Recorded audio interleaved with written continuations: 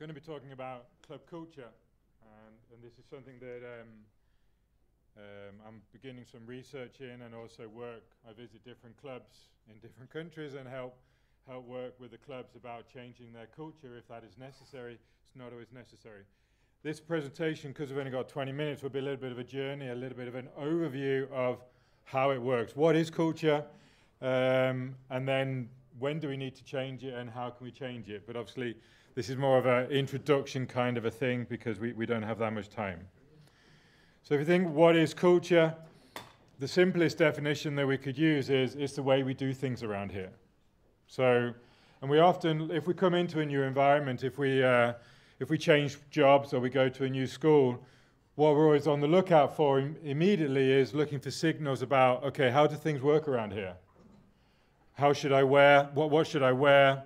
Where do we meet?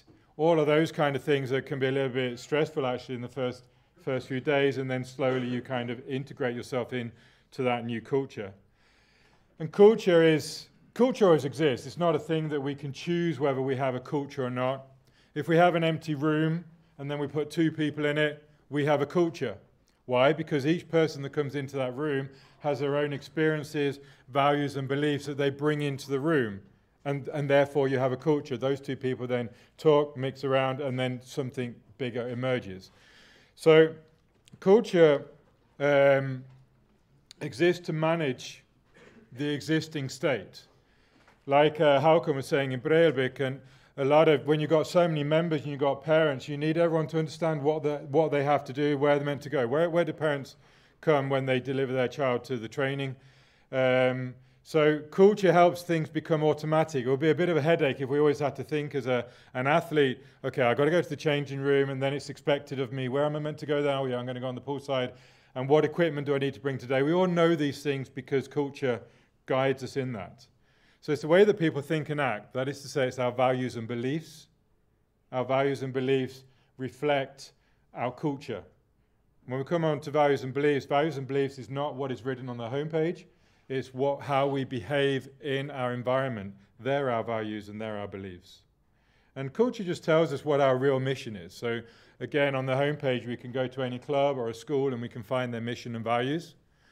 The real mission of a club or a school, we can actually find it in reality in the environment. Why are we doing these things? What are we doing? How are we doing them? That is our mission. So then we can look at the components of culture. So if we go a little bit deeper, and we can find lots of different components that help us break down and understand what our culture is. So rituals, for example, in Denmark, when you have a birthday, whether in school or in training, then you come with flødeboller. And in one of my swimming clubs, then if you had a birthday, then you had to swim 200 meters butterfly, while all the other swimmers made a wave pool. They used to get their kickboards and make the water go like a wave, and then you had to swim 200 butterfly. It wasn't dangerous, but it was one of the rituals that you had. Language is one of the most important observable things that you can actually see in terms of culture. How we talk to each other, what humor we use. Again, when we come into a new culture, somebody cracks a joke and you start laughing. You don't know why it's funny. You'll think about that later, but you want to fit into the culture. But you learn also what kind of jokes are acceptable, what language is acceptable. If you're a coach, you kind of listen how the other coaches are talking, and then you try to reflect that. Otherwise, you will be kind of outside of the main culture.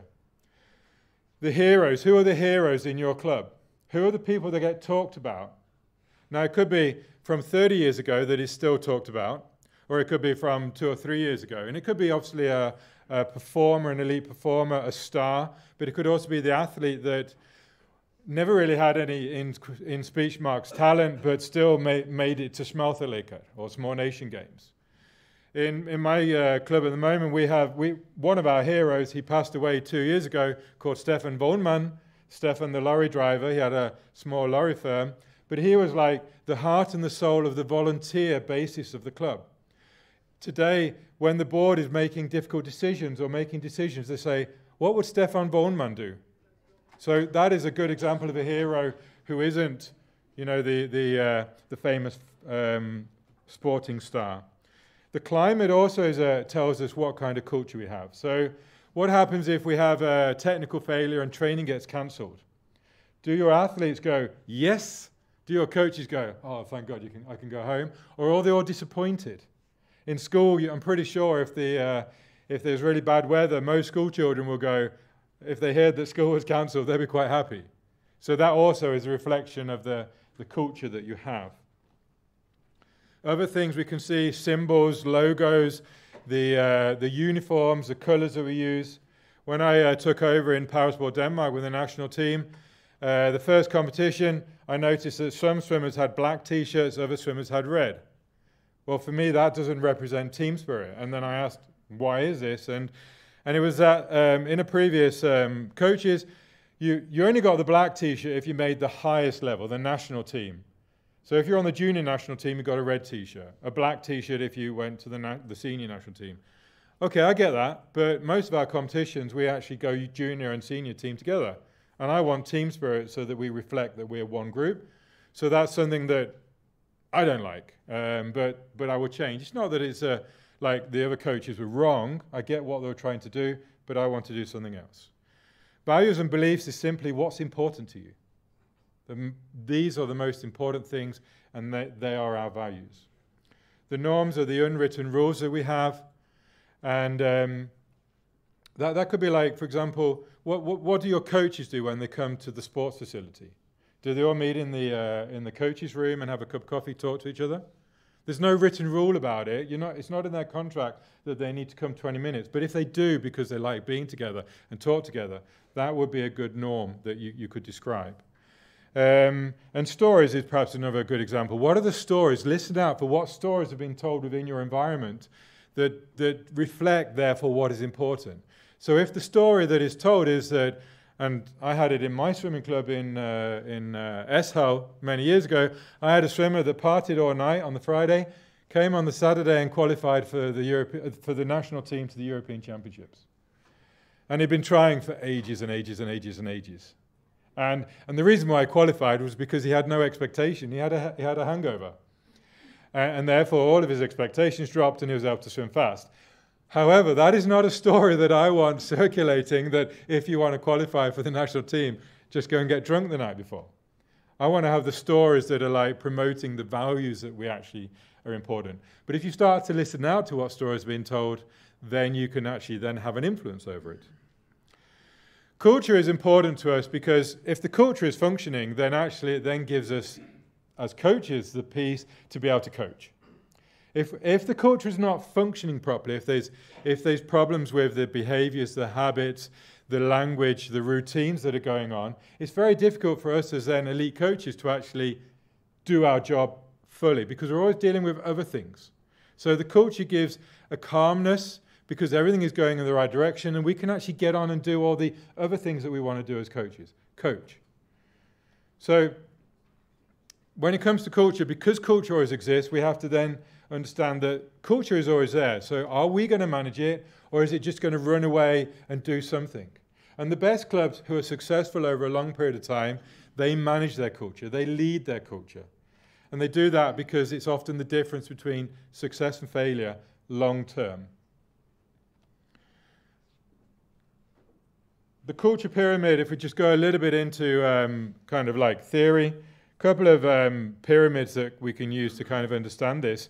The first one is Shine's cultural framework.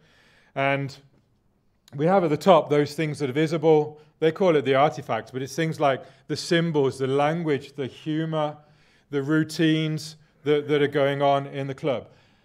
And as we go down the pyramid, then we start to see our values and beliefs. And then at the very bottom, which is the biggest part of the pyramid, and that therefore the most important, we then have our experiences and our assumptions, what we feel is right. And we'll go into this a little bit more. This line here that I've just drawn across is that the things above the line, the yellow line, is those things that are visible. Those things below the line, which are actually the most important, they're hidden from view. You can't see somebody's experience. You can see the language, you can see the routines, you can see how people are talking to each other. You can't see what someone's experience is because it's in their head. It's in their gut, in their feelings. Another way of looking at culture is the results pyramid by Connors and Smith. Again, we've got the same pyramid, and we've also got the same idea that we have a visible and a hidden area. But at the top of the pyramid, we have the results that we're actually experiencing. And those results are built on actions. But then, why do we get those actions? Well, it's the experiences and beliefs, again, that we can't see. And that's where I want us to then move on so that we can understand what is happening. Simply put, our experiences, whether it's as a coach, a parent, an athlete, whoever it is, our experiences shape our beliefs. And our beliefs then shape and determine the actions that we actually have. So we need to get to grips and understand what are people experiencing so we can get to understand what our culture is. Let's say as a club, I'm the club chef and I decide that we have this long-term strategy like they do in Reykjavik, that we're going to, on the youth and the children, we're going to develop skills and other qualities and not winning. So that's what we decide, that's what we discuss, that's what we promote. However, in the daily life of the coach starts to experience from different places, I receive praise based on the number of qualifiers I get to, let's say, national championships. So then the coach starts to create a belief. Okay, so clearly I should be prioritizing the number of athletes that qualify for nationals rather than this idea of skill development, because that's where the praise is coming from. So the coach changes and develops his actions in the direction of training them harder, less time on skill development, more time on physical development, because then all of a sudden he gets more qualifiers to nationals. The cycle repeats itself, he gets even more praise. But then what we find is when they're 15, 16 or 17, the athletes, they haven't learned the skills, and then we've got that problem. We could also take it on if the club decides that we're going to prioritize athlete well-being, which is what we should be doing, then the athlete's experience is nevertheless, they've heard that well-being is important, we're going to prioritize it. However, if the athlete experiences that the coach is always praising those with full attendance, whether that's just in the group, great job Maria, great job Johan, you've been here all of the last month's training, then the individual athlete can be, okay, so attendance is the most important thing. However, so therefore the belief becomes, okay, coming to training is more important than my mental well-being. Because maybe if I take one day off from training, I can refill my mental energy, my mental emotions, and I'm great again for the next 3 weeks.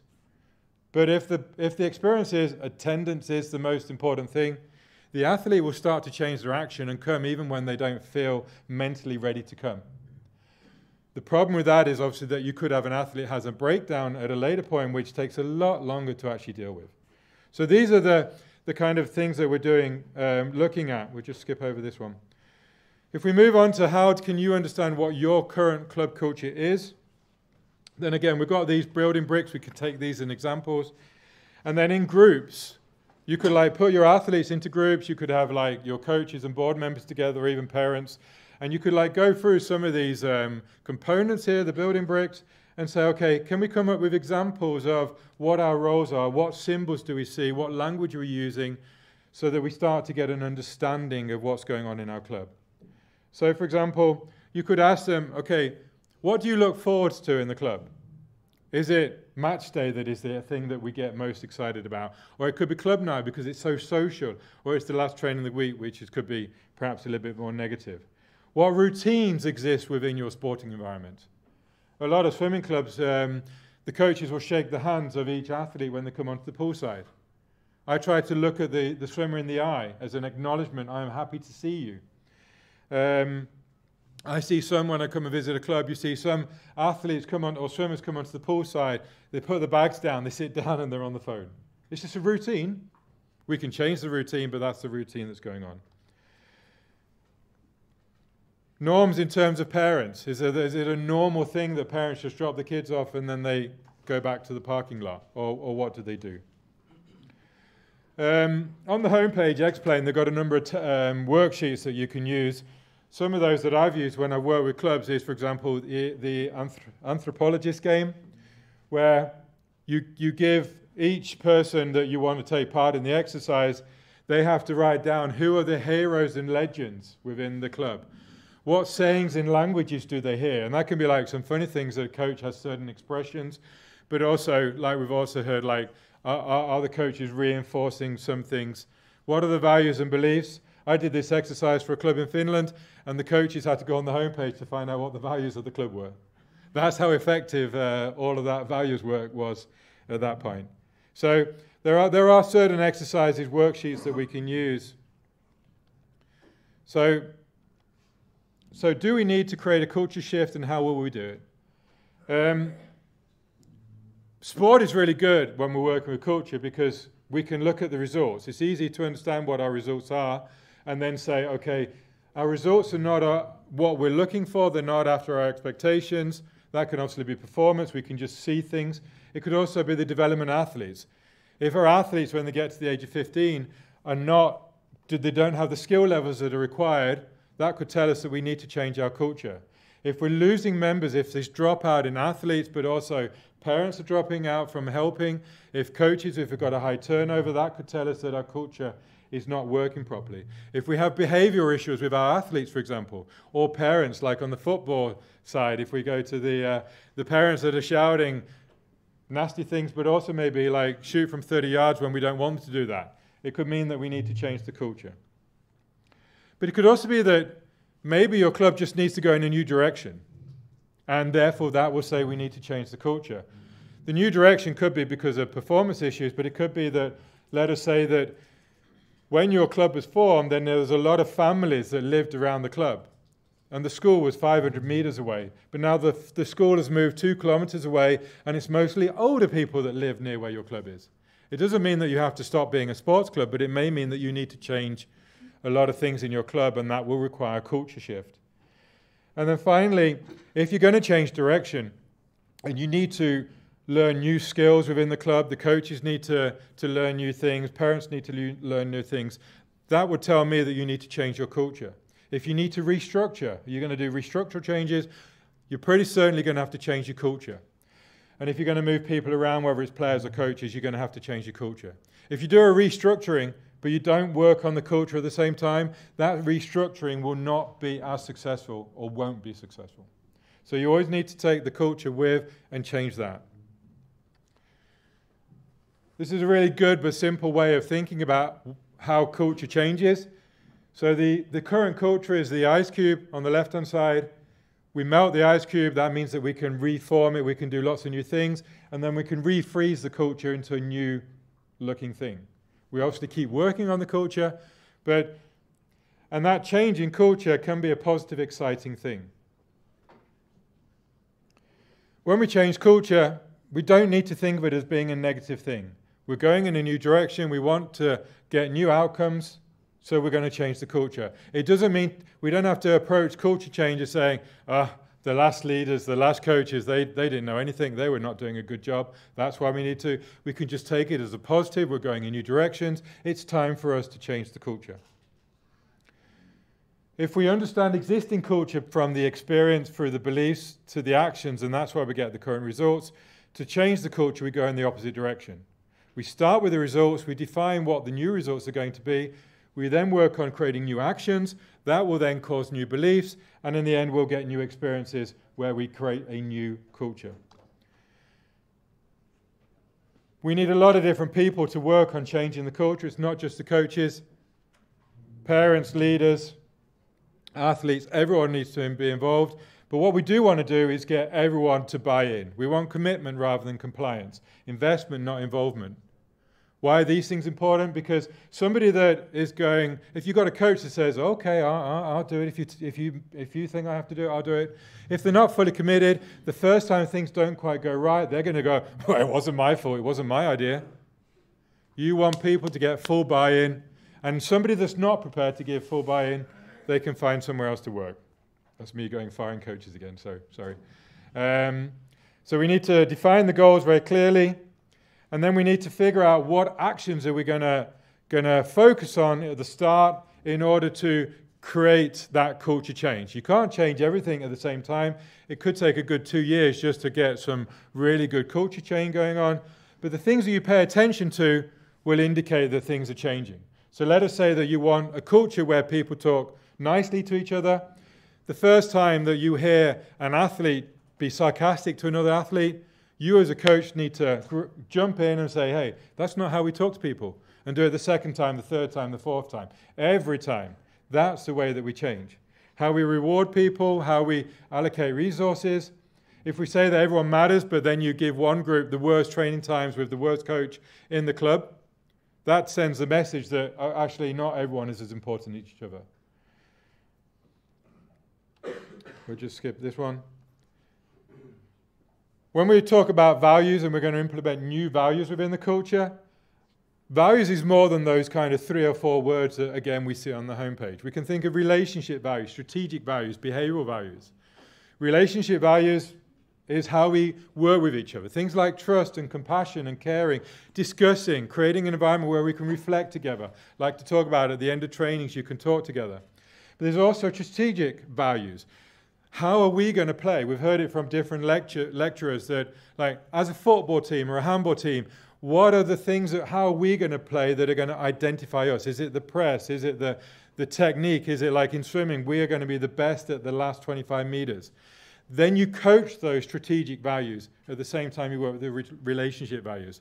Behavioral values are the most important in terms of changing. If you want your kids to work harder, you work harder. If you want your kids to show more effort at training, start by showing more effort yourself. If you want to show the kids that how to be more disciplined, you be more disciplined. Role model the behavior that you want to happen, and then they will follow. But we also need to take the parents involved into this. The parents can support what we are doing on the playing field by they understanding what we're trying to do. But we also want good relationship values, the coach and the parents working together. We want the parents to understand what our strategy is. Again, so they won't shoot from 30 yards. They'll understand that we want to take the ball into the box and pass it in and score with 6 yards out. And we want the parents to also understand that compassion is important in this club and how we talk together is important. Finally, just to show how this works in practical life, this is from my work in Parasport, Denmark. We have a 10-year plan.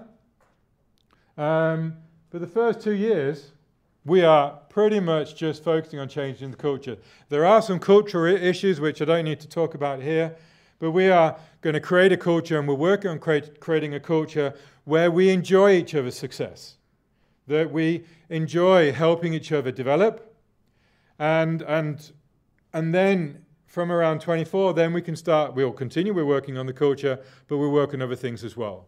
And it says also there are some issues with our culture, which is how it is in most places. So at the moment, our culture, we're going to try and create a culture of performance where we're always trying to improve, that we want to go towards excellence. We're not there yet, but we want to go in that direction. We want to have well-being, and we can then go more deeper into that. Team spirit and atmosphere is very important for us. And then the last one, which is not very sexy, but understanding our roles is an important part of culture. That everybody that's involved understands what their area of responsibility is, what they should be doing, and what other people should be doing. And I've probably spent the last 5 months mostly on organizing our roles, because after 6 months, I was like, my brain was just exploding, because we were like still in the old-fashioned committee system where everyone had to discuss everything. And yes, we want to discuss a lot of things, but we need more leadership in areas. So identifying roles is very important. And then from our leadership perspective with Inside, then we're also like working on culture in terms of how we work together. So my point with just showing this is that we actually do this in real life, working on culture, making it a big part of our development in order to be successful. I think that's about it. Yeah. Poor and inconsistent experiences lead to poor culture and poor results. And the opposite is also true, that qualitative and consistent experience will lead to a great culture and great results. That's what it's about. Thank you.